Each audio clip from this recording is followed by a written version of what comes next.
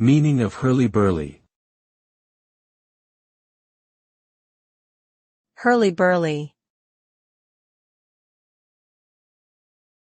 Hurly-burly.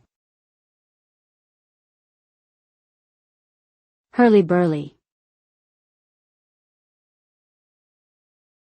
Hurly-burly.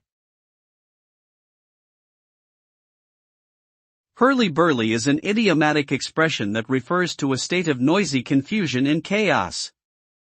It is often used to describe a situation or environment where there is a lot of commotion and disorder. The term can be applied to a variety of scenarios, such as a crowded market or a busy street corner.